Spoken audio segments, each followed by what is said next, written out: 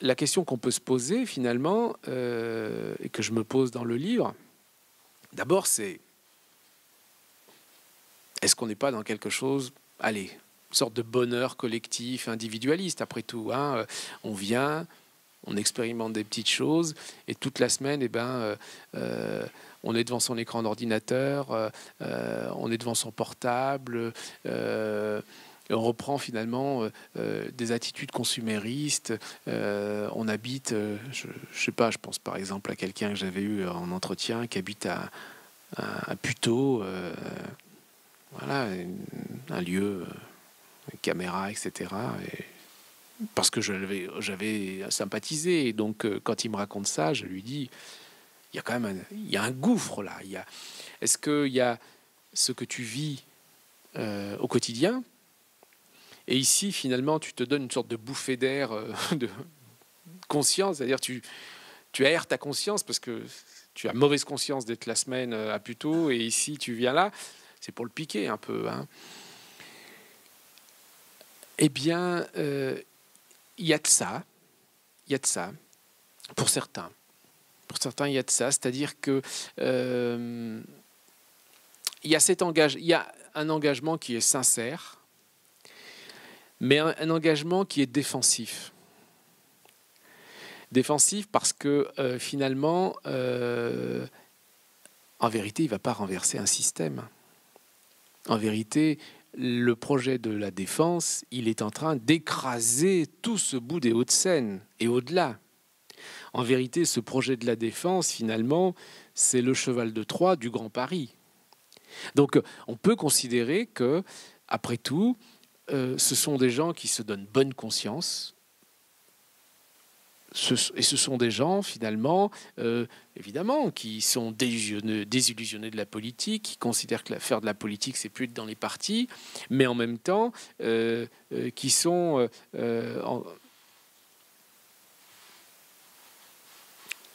des ennemis pratiques du système. 2005, l'État est ébranlé. À Notre-Dame-des-Landes, l'État, il n'est pas ébranlé. Au Champ de la Garde, l'État n'est pas ébranlé. À Europa City, l'État n'est pas ébranlé. Pourquoi je dis ça? Je dis ça parce que on reste quand même dans ce que moi j'appelle des mini-sphères publiques. C'est-à-dire que la question n'est pas... est-ce que la question finalement c'est de s'opposer à un projet d'aménagement dans un territoire donné, ou est-ce que la contestation finalement elle considère que le point de vue idéologique du lobby spéculo-marchand, ce point de vue-là, il est dominant, il est écrasant, et ce point de vue-là, il faut le contester, et il faut le combattre. Et est-ce que le combattre, c'est le combattre sur des projets comme voilà, qui émergent ici et là, ou est-ce qu'il faut le combattre à une échelle plus large? J'ai pas de réponse. J'ai pas de réponse. Pourquoi j'ai pas de réponse? Parce que si le livre s'appelle Le Grand Paris du séparatisme social, c'est parce que ce Grand Paris-là qui est en train de se construire, c'est un Grand Paris antidémocratique, évidemment. C'est un Grand Paris pour quelques-uns.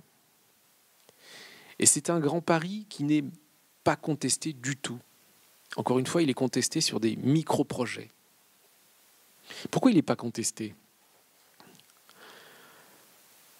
Parce qu'il arrive à une époque, à un moment de l'histoire de nos villes, où on n'est plus dans des sphères publiques qui sont le lieu finalement d'une destinée collective. Là, pour le coup, je pense que l'expression, elle s'y prête. Le lieu finalement, où on fait ensemble de la politique. Le lieu finalement ensemble où le droit à la ville, hein, c'est le sous-titre du livre, est refondé. Hein, cette expression que je reprends au sociologue Henri Lefebvre. Le droit à la ville, qu'est-ce que c'est? C'est l'accès à la sphère publique à tous. J'avais travaillé il y a quelques années sur ce que moi j'appelle le mythe de la mixité sociale, parce qu'il n'y a jamais eu de mixité sociale nulle part. Et j'avais imaginé, avec d'autres, qu'il faudrait créer les moyens d'une sphère publique qui soit dans laquelle ça ne soit plus finalement l'affaire d'une élite contre une masse. Et je suis toujours surpris quand je fais référence à une des 110 propositions de François Mitterrand et que certaines personnes du Parti socialiste, qui sont pourtant qui sont en poste et qui ont de bons postes, oublient cette proposition-là. L'une des 110 propositions, c'était une proposition finalement qui sortait le foncier du jeu de la spéculation. C'est-à-dire que, qu'est-ce qu'on dit aujourd'hui ? On dit que c'est cher de faire du logement social, à Paris par exemple, ou dans des villes, ou dans les grandes villes, parce que il faut acheter le foncier à un tel coût qu'il faut d'abord l'acheter, et qu'ensuite construire du logement social, finalement, ça mettrait un logement social à un coût qui serait prohibitif. Et on le voit dans le concours Réinventer Paris dont je vous parlais tout à l'heure. Donc, si on sort du jeu de la spéculation, le foncier, et qu'on en fasse plutôt un enjeu qui soit commune, qui soit l'enjeu de la commune. On l'a vu après tout avec la question du coût de l'eau. On a pendant très longtemps le discours dominant, c'était celui de il faut démunicipaliser l'eau potable et finalement et la prendre en charge par les entreprises privées.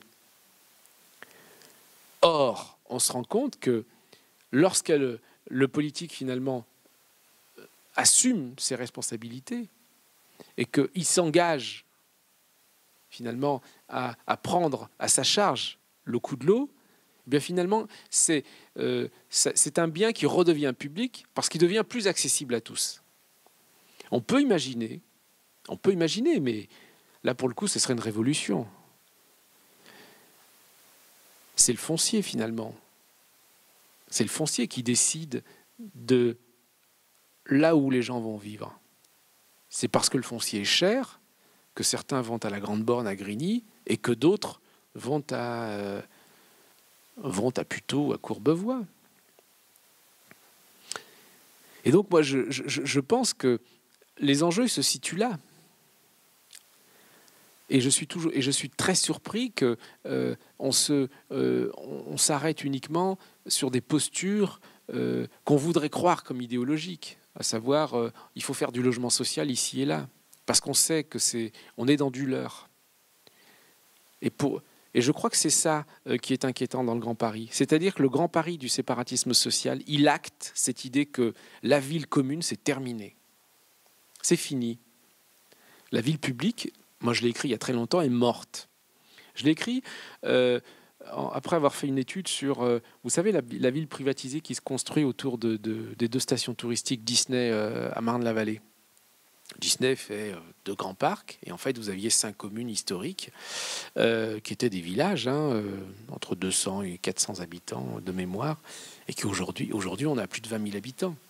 Et ce que j'appelle moi une ville privatisée, c'est-à-dire que évidemment dans des sphères ouvertes, si ce n'est que elles ciblent sociologiquement leur type d'habitants. Si vous faites construire du logement par Kaufmann et Broad, il est évident que vous n'aurez pas des ménages qui gagnent 1 000 ou 2 000 euros.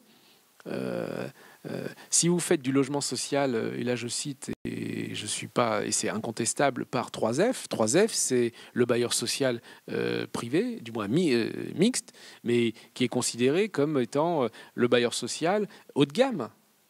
Vous faites Paris Habitat, évidemment, c'est ouvert un peu plus à tout le monde.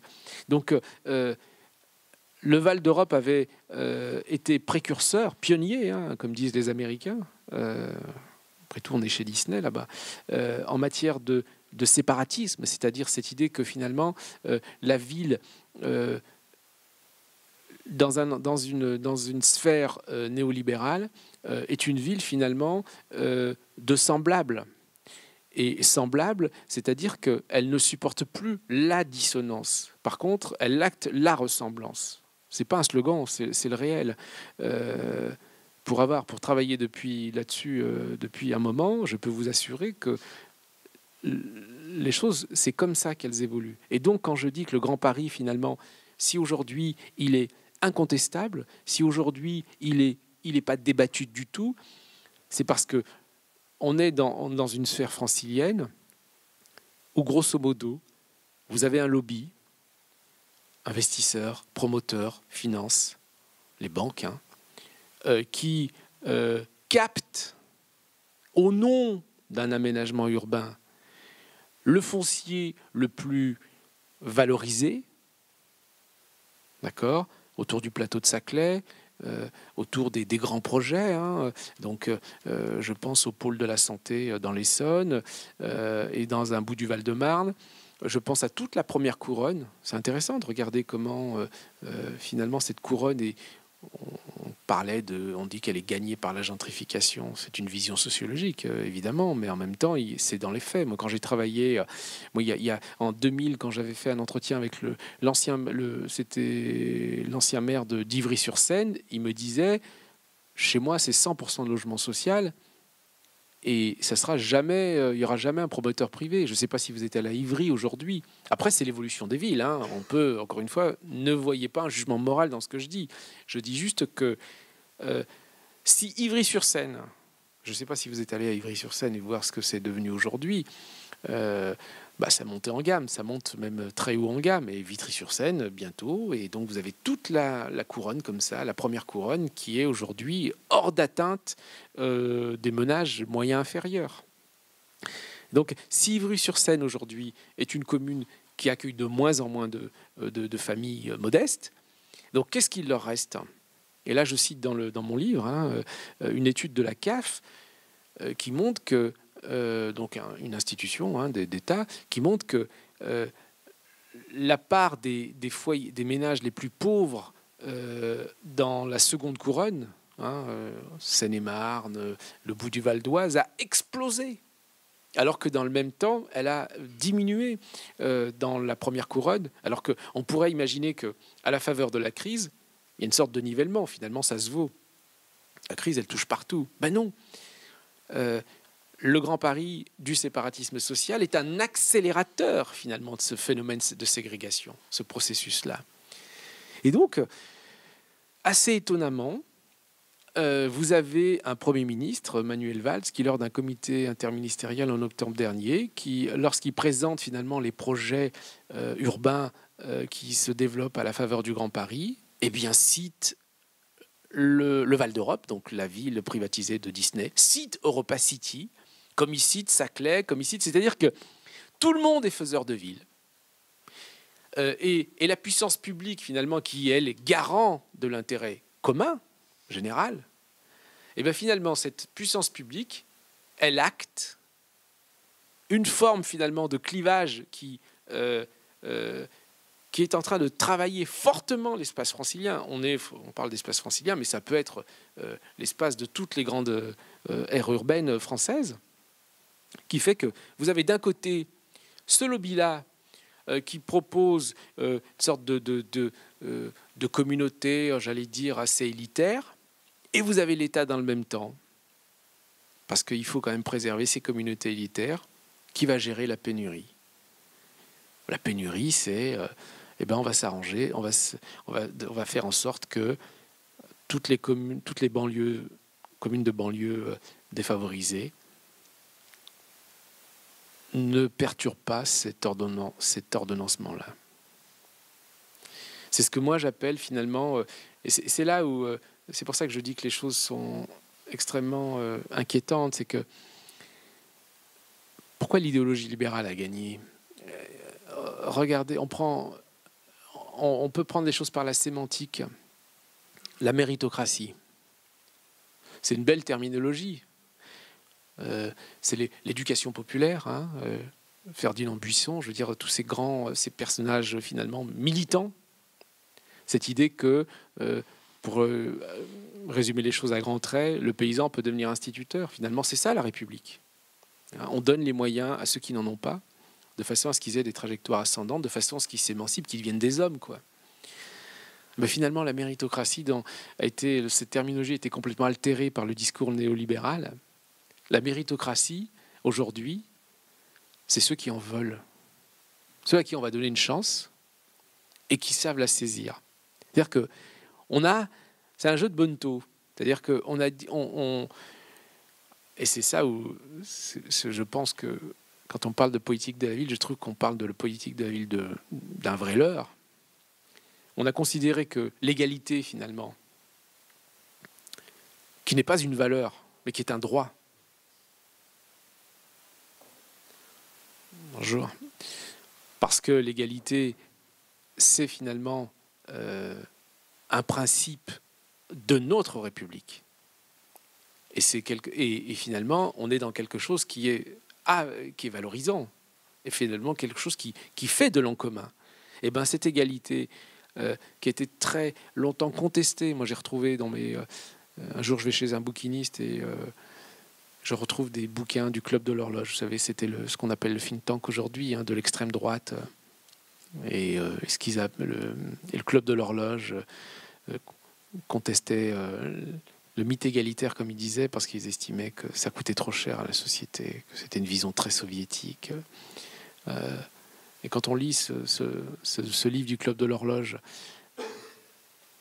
aujourd'hui, alors qu'à l'époque ils étaient très minoritaires, on se dit finalement, c'est un discours qui est commun. L'égalité, ça coûte cher. L'égalité est considérée comme étant une sorte de processus d'assistanat. L'égalité, finalement, est estimée comme un processus, une sorte de nivellement par le bas. Et dans notre société, finalement, de gagnants, dans notre société, finalement, compétitive, et je vais finir par ça tout à l'heure, il ne faut surtout pas faire de l'égalité, il faut surtout s'adresser aux méritants. Vous voyez le renversement, on passe de la méritocratie à la société des méritants. Et bien, le Grand Paris, c'est ça. Les méritants, ils vont vivre dans toutes les sphères publiques qui sont finalement, qui apportent du capital à la sphère francilienne. Parce que le Grand Paris, c'est d'abord ça. Le hasard veut que, avant que je travaille là-dessus, j'ai travaillé sur les révoltes sociales et j'ai fait une étude comparative en m'intéressant à ce qui s'était passé à Londres en 2011. Et donc j'ai vécu pendant quelques mois à Londres.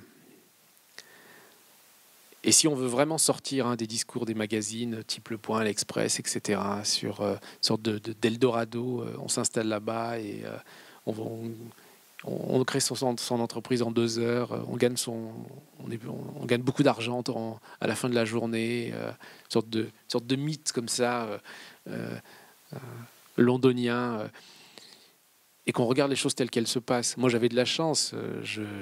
D'abord, j'étais très très bien payé parce que c'est une fondation allemande qui payait ma recherche publique.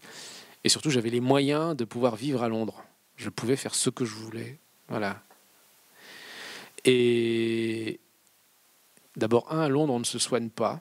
À Londres, on ne se transporte pas quand on n'a pas les moyens. À Londres, on est complètement figé dans sa sphère. Et c'est l'exemple, c'est le contre-exemple finalement de la ville publique. Je m'étais intéressé, parce que j'étais à Tottenham, c'est dans le nord-est. Il se trouve que c'est dans ce coin-là, un peu plus bas, du moins sur le côté où se sont déroulés les Jeux Olympiques en 2012. Tous ces territoires qui étaient populaires et qui ont été complètement mutés parce qu'il fallait répondre finalement aux défis économiques. Et Londres aujourd'hui, qu'est-ce que c'est? On vous dit c'est une ville créative. Alors créative, ça veut dire, vous savez, c'est une notion anglo-saxonne. Je me souviens plus je le cite dans le livre d'un architecte américain, je crois. Créative, c'est cette idée que tout le monde peut se faire sa place. Toutes les idées se retrouvent à Londres. On peut tout y faire, on peut tout y créer. Et en vérité, non. C'est une ville qui est la ville de quelques-uns. Vraiment la ville de quelques-uns. Et pourquoi je parle de Londres? Parce que la posture parisienne, francilienne plutôt, ou du Grand Paris, c'est celle de considérer que si on ne fait pas le Grand Paris, Paris étant l'absolu dans notre territoire qu'est la France va inévitablement décliner. Et donc, dans cette compétition des villes-mondes, grosso modo, on considère qu'il y a une ville-monde par continent. Donc New York, Tokyo, et Paris ou Londres.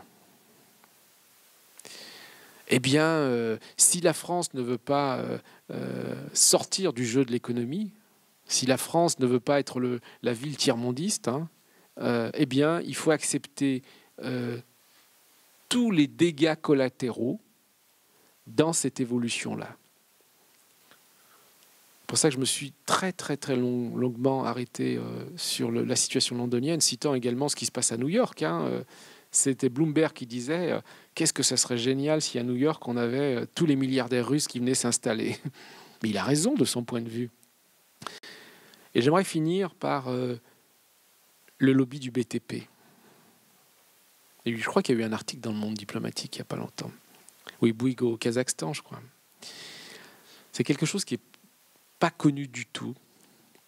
En travaillant sur le livre, donc Prolonge ma résidence, mais en travaillant sur le livre, je me suis intéressé finalement à qui finalement, quels acteurs économiques on trouve comme étant prescripteurs de ce Grand Paris-là. Il y a évidemment les banques, mais il y a le BTP.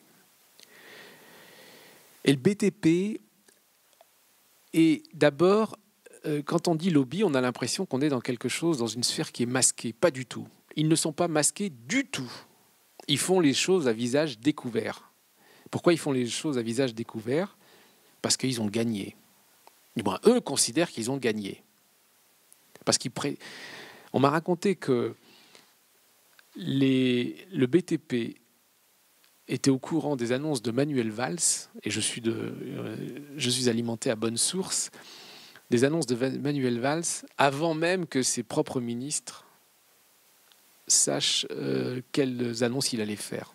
C'est-à-dire que les choses sont décidées comme pas à l'échelle du politique, mais à l'échelle de la coterie. Donc, je me suis intéressé à Vinci, par exemple.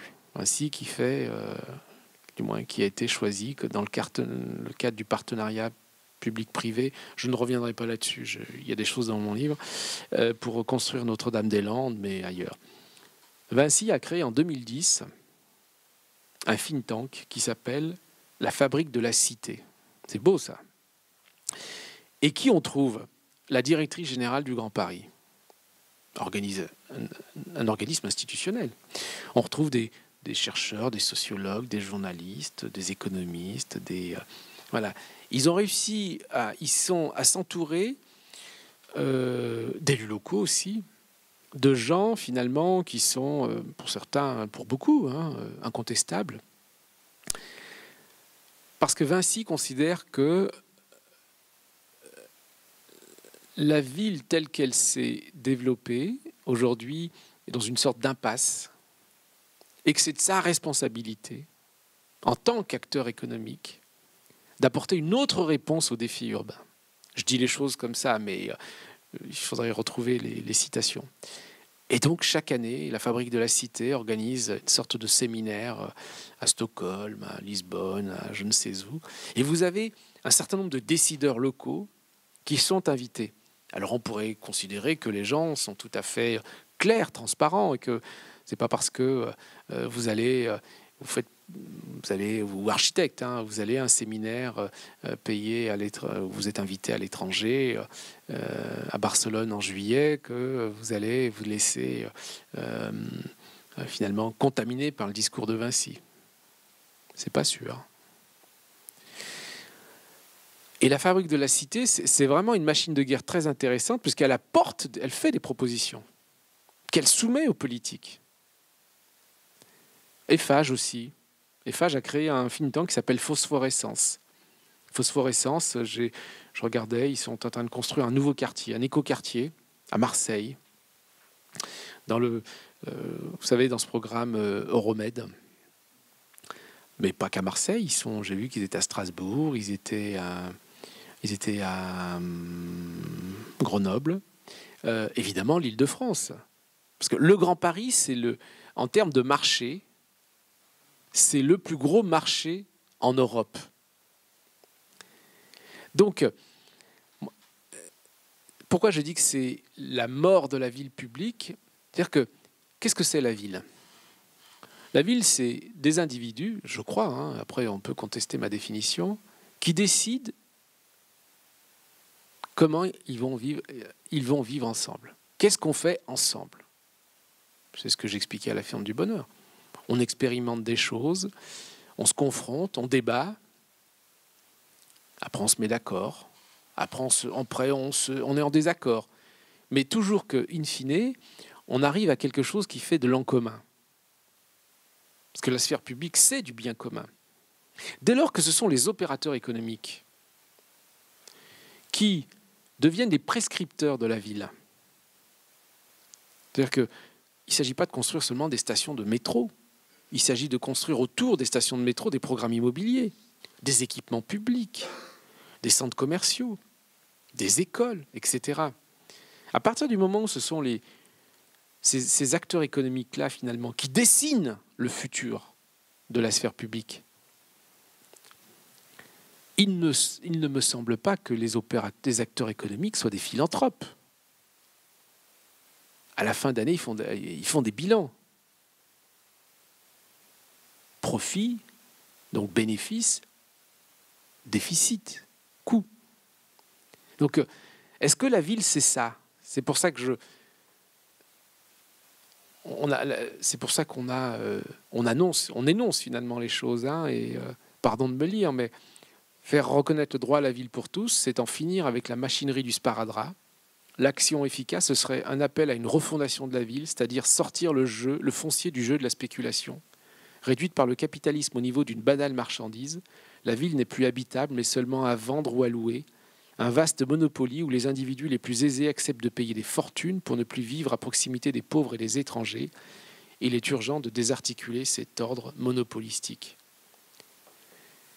Moi, je crois que on se trompe si on pense que à travers le Grand Paris se joue une forme d'aménagement urbain ou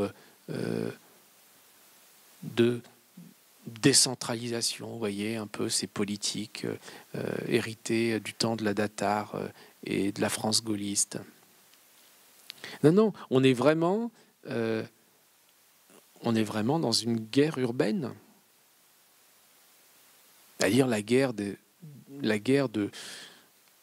l'être ou de l'avoir, la guerre des possédants et la guerre des démunis. Et le problème, c'est que les démunis, d'abord, ils sont rayés de la carte de ces territoires-là, et les possédants, parce que le discours idéologique finalement ambiant a tellement travaillé notre société, il faut être méritant du territoire, il faut être méritant de la sphère publique, il faut finalement cette peur du déclassement. Et bien cette peur du déclassement, elle est à l'origine de quelque chose qui fait que aujourd'hui, même les élus qui sont opposés à ce Grand Paris du séparatisme social sont convaincus qu'il faut composer avec lui.